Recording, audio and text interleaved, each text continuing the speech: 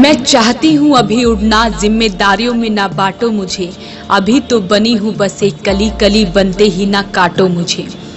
कहानी एक संघर्ष की, जो समाज की बेड़ियों में बंधने के बाद भी उड़ना चाहती है। माफी, एक ऐसी लड़की जिसके अपनों ने उसका बचपन छीन लिया। जींद के गांव में जन्म हुआ तो पिता ने 2 साल बाद उसे अपनी बहन को गोद दे दिया। माँ ने भी उसे अपने आंचल से दूर कर दिया और माफी दूसरे गांव में जा पहुंची। दूसरे परिवार में खिलना और बढ़ना चाहा तो उन्होंने उसे समाज की प्रथा आटा साटा में बांध दिया और उसका बाल विवाह कर दिया। जब मैं 4 साल की थी तो अपने साथ ले वाले आई थी, क्योंकि उसको जो हमारे समाज में ये आटा साटा की प्रथा चली है तो उसके दौरान उसे अपने लड़के की शादी करनी थी, तो इसलिए वो मेरे को अपने साथ ले आई। और जब मैं 13 साल की थी तो उन्होंने आटा साटा की प्रथा को चलते हुए मेरी शादी कर दी। और जब मेरी पढ़ाई कंप्लीट हुई तो मुझे ससुराल भेजा गया। मैंने सभी से मना किया, मेरे माँ बाप, मेरे बुआ फूफा भैया भाभी सभी से, बल्कि जिसके मेरे आटा साटे में जिसके साथ मेरी शादी हुई थी उस भैया से मैंने बहुत रिक्वेस्ट की, लेकिन किसी ने मेरी एक न सुनी, बल्कि मेरे को जबरदस्ती वहां पे भेजा गया। और जब मैंने वहां पे जाके सबको फेस किया, सबको देखा, तो मुझे लगा कि नहीं, ये लड़का मेरे लायक नहीं है। तो मैंने उस टाइम मैंने सबसे रिक्वेस्ट की, कोई मेरी हेल्प कर दो, इस सब से मेरे को छुटकारा दिलाओ, लेकिन किसी ने मेरी मदद नहीं की। तो उस दौरान मेरे को ये हुआ कि मैं आत्महत्या कर लूंगी, इससे अलावा मेरे को और कोई दूसरा रास्ता नहीं दिखा। माफी की उम्र बढ़ती गई और जब वो 18 साल की हुई तो उसने इस प्रथा से निकलना चाहा और अकेले इसका विरोध किया। माफी वापस अपने मायके आ गई तो परिवार वालों ने भी उस पर ससुराल जाने का दबाव डाला।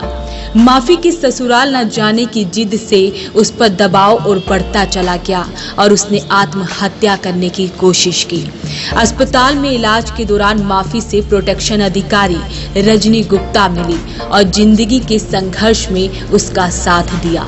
माफी का केस आज भी कोर्ट में चल रहा है। मेरे अंकल आंटी ने मेरा थोड़ा सा सपोर्ट किया। उनके सामने मैंने रिक्वेस्ट की कि अंकल आंटी प्लीज मेरे को इस सब में हेल्प दो, वरना मेरी लाइफ बहुत बर्बाद हो जाएगी। तो उन लोगों ने कहा कि ठीक है, तू कदम उठा, हम तुम्हारा साथ देंगे। तो इसके थ्रू चलते हुए मैंने अपना 17 मई को मैंने अपना केस, मतलब मैडम रजनी गुप्ता के पास मैंने अपना केस दिया। तो उन्होंने मेरे केस को देखा और तब से मेरा केस चलता आ रहा है। और अंकल आंटी ने इस केस में मेरी बहुत मदद की है। अब मैं जहाँ रह रही हूँ, ये मेरे अंकल आंटी, ये कोई खून का रिश्ता नहीं है, पर ये लोग इतने अच्छे हैं कि इन्होंने मेरे को सपोर्ट दिया। बल्कि पहले भी ऐसी कई लड़कियां रह चुकी हैं यहाँ पे जो कि जिनका इस संसार में कोई नहीं था, लेकिन इन्होंने अपने पास पाला, पढ़ाया और उनकी शादी की और अब तक उन लोगों के साथ रिलेशन में है। तो इन्होंने मेरे को बोला कि चल ठीक है, था तू हमारे पास आ, हम तेरी जिम्मेवारी लेते हैं। अब ये लोग मेरे को पढ़ा रहे हैं, बल्कि अपने बच्चे से भी ज्यादा प्यार दे रहे हैं। अब ये लोग, ऐसे लोग दुनिया में बहुत कम मिलते हैं। वाकई में ये लोग बहुत अच्छे हैं। जिंदगी की जद्दोजहद में माफी का बचपन उससे छीन गया। उसके अपनों ने उसका साथ छोड़ दिया और आज माफी जिंदगी की उस राह पर खड़ी है जहां भले ही उसके अपने उसके साथ नहीं, लेकिन वो एक ऐसे परिवार के साथ रह रही है जो माफी जैसी और कई लड़कियों की मदद कर रहे हैं। माफी पढ़ लिख कर कुछ बनना चाहती है। माफी के इस संघर्ष को सलाम करते हुए voice of Panipat special award से माफी को सम्मानित करते हुए खुद को गौरवान्वित महसूस कर रहा है।